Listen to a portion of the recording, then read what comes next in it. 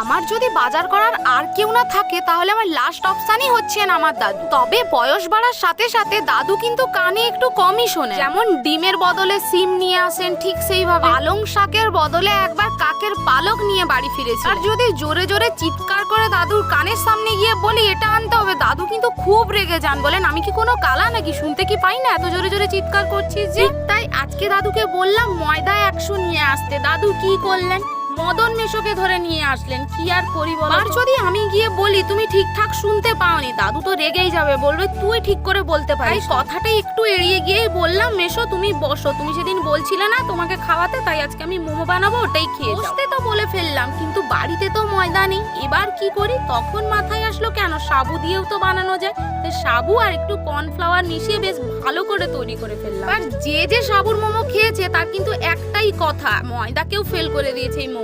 একবার বানিয়ে খেয়েও কিন্তু